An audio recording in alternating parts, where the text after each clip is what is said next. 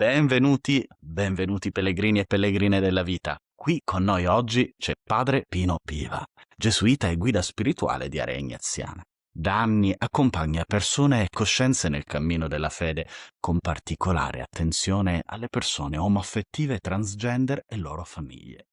E il suo lavoro nasce lì, nella vita concreta.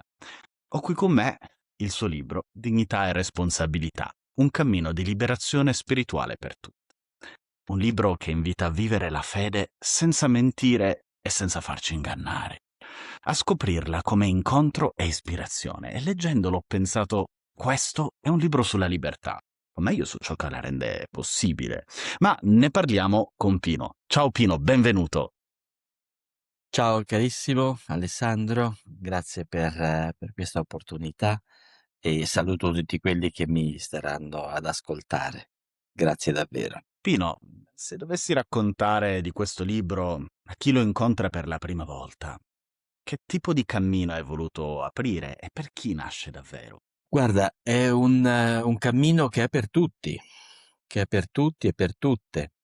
È un cammino che si rifà soprattutto alla tradizione di Sant'Ignazio di Loyola, gli esercizi spirituali che sono una proposta davvero per tutte le persone che vogliono incontrare Dio.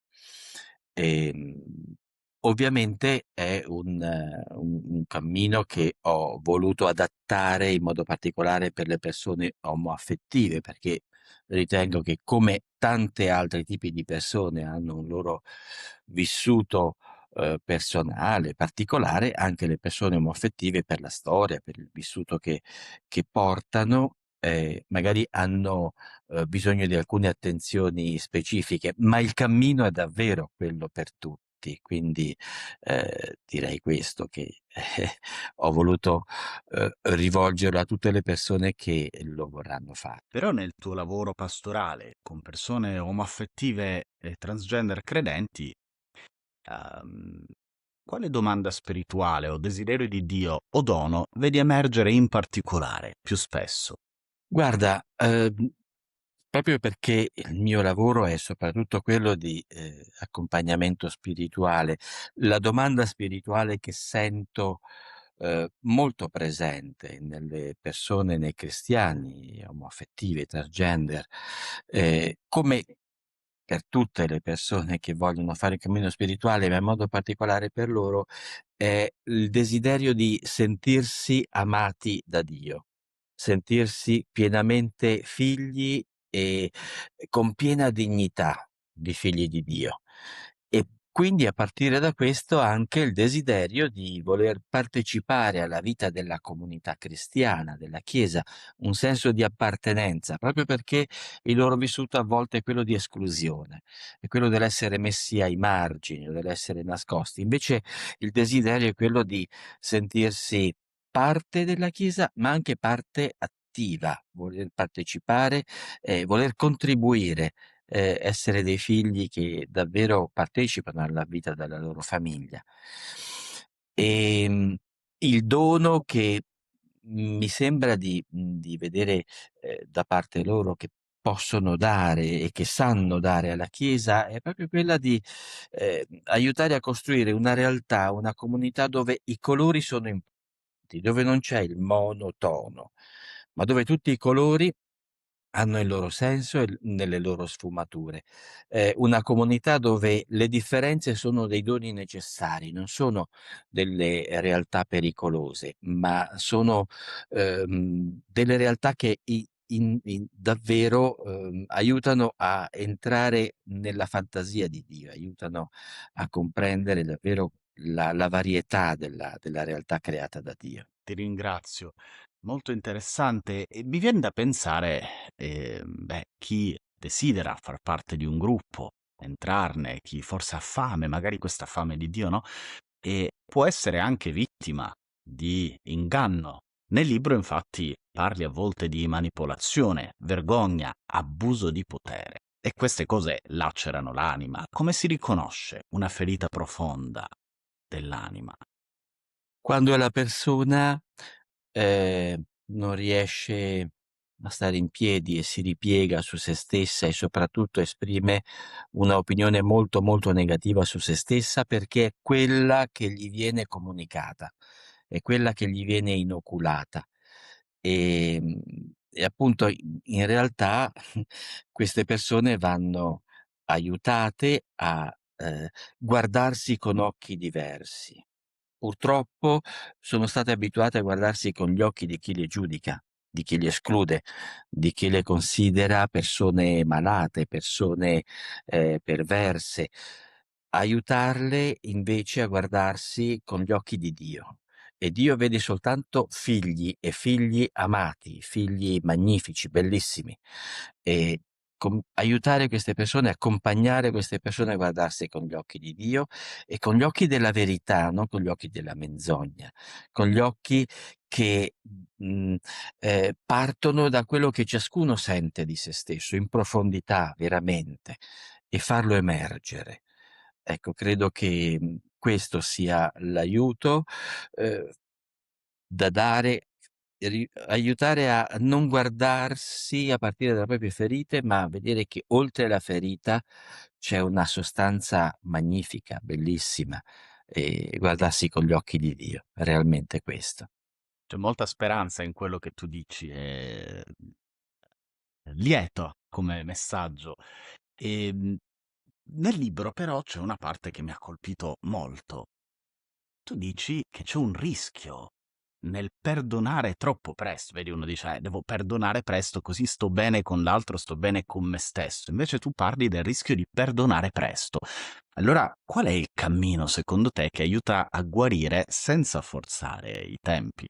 Sì, guarda, il problema del perdonare o dell'intendere il perdono come se la persona deve immediatamente riconciliarsi con l'altro anche se ha subito del male, come se quel male non fosse stato importante, come se quel male non l'avesse colpita veramente, o bisogna assolutamente mettere la relazione, la buona relazione al primo posto e mettere sotto il tappeto o non considerare l'offesa che ho ricevuto o la dignità che è stata calpestata. Questo non va bene.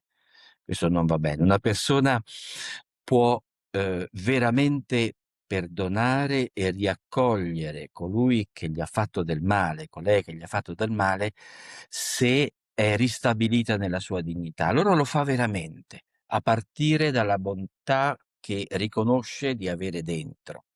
Se in realtà l'offesa ricevuta poi di fatto si stampa nella carne di questa persona, che rimane convinta di non valere nulla o rimane convinta che il male che gli è stato fatto in qualche modo non è importante, può aver leso la sua dignità, ma la sua dignità non è un granché, non è un vero perdono. Anzi, non è un perdono che libera, è un perdono che mantiene l'oppressione, mantiene la dipendenza da chi ha fatto del.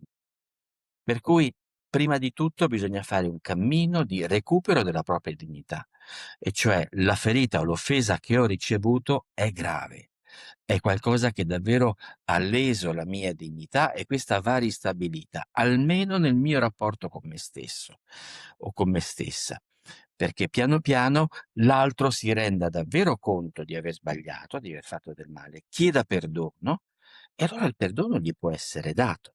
Io posso anche, ehm, così, in linea di principio essere disposto a riaccogliere colui che mi ha fatto del male, ma un cammino lo deve fare anche lui, altrimenti non è una vera relazione ristabilita, è finta. L'altro deve essere aiutato a rendersi conto d'aver fatto del male, ristabilire la relazione e anche riparare al male fatto, e allora può essere riaccolto. Ehm, In fondo il processo del perdono assomiglia molto al processo del lutto e sappiamo che, le fasi del lutto sono varie a partire dalla negazione, dalla rabbia, la contrattazione, la depressione, per arrivare poi all'accettazione. Bene, tutte queste fasi vanno rispettate, proprio perché il cammino lo deve fare la persona offesa, la persona che ha, la cui dignità è stata lesa, certamente, perché possa recuperare il senso forte della propria dignità ferita dalla persona da cui è stato offeso, ma il cammino lo deve fare anche l'altra persona, altrimenti il perdono dato a chi va, che vantaggio ha per l'altra persona se non cambia, se non comprende d'aver fatto del male? È un cammino di dignità da recuperare e deve essere riconosciuta, altrimenti il perdono è falso, il perdono non è utile. Molto interessante e molto forte come posizione, ma forse liberatrice. E qui mi viene in mente un'altra parola che torna spesso nel libro, la parola liberazione. Perché tu parli di un Gesù che sottolinei non si limita a guarire, ma libera. E che vuol dire? Liberare o una persona liberata è una persona che ha la possibilità di esprimere se stessa in tutte le sue dimensioni.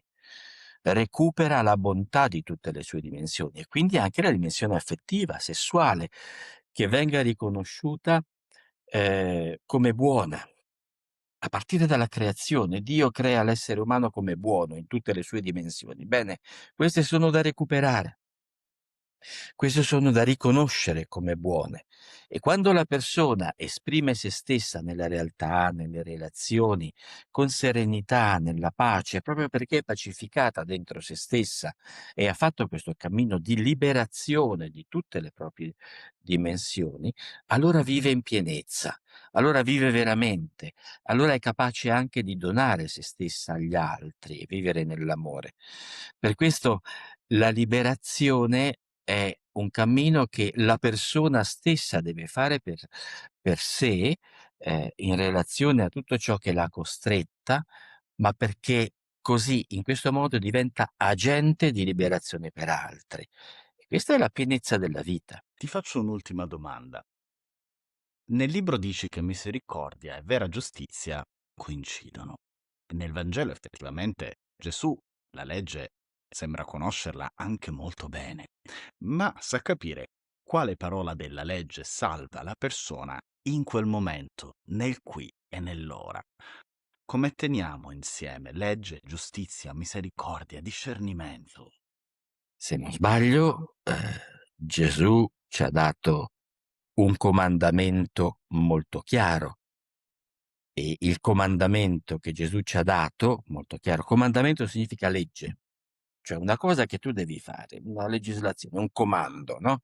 C'è la legge mosaica, i 10 comandamenti, e c'è la legge di Gesù che è un unico comandamento, un'unica legge, che ha un unico articolo, diciamo, no? Amatevi gli uni gli altri come io ho amato voi. Cioè abbiate misericordia gli uni degli altri. Capisci allora come la legge e la misericordia e l'amore coincidono, esattamente, coincidono. Sono la stessa cosa, per cui fare la giustizia, anche rispetto ad una ingiustizia ricevuta, fare giustizia significa amare. Amare me stesso perché io devo riconoscermi come un essere amabile, perché amato da Dio e dagli altri, ma a mia volta lo stesso devo poter amare gli altri a partire dai loro difetti, dalle loro difficoltà, dalle loro fragilità, anche dalle loro cattiverie, come ha fatto Gesù, come ha fatto Gesù. E questo è il suo comandamento, che non costringe, ma richiede una libertà, un cammino personale, una liberazione personale e libera anche gli altri in questo modo. Ma vedi, è un comandamento che rende liberi e che comunque si esprime nell'amore e nella misericordia. È un'unica cosa. Non so se è chiaro. Penso di sì, spero di sì. E se non lo è, o se lo è, scrivetelo nei commenti, voi che ci seguite, e fateci sapere cosa ne pensate. E beh, a me quello che per me è chiaro è che tutto è un grande cammino, sia l'essere liberi, sia la legge, sia sapere cosa devo fare oggi, in questo momento e se è la cosa giusta. E in questo cammino io direi chi di voi vuole approfondire questo cammino può lasciarsi accompagnare da questo libro, trovate il link in descrizione. E in più vi chiedo un favore, amici. Aiutate questa intervista a raggiungere chi ne ha bisogno. Basta un like, basta condividere E sapete, il libro giusto può fare bene, a volte più di quanto immaginiamo, a volte. Io saluterei qui Pino, grazie Pino del tempo che ci hai dedicato e delle tue splendide parole, e ci vediamo amici nella prossima intervista e mi raccomando, pregate forte, pellegrini. Grazie davvero.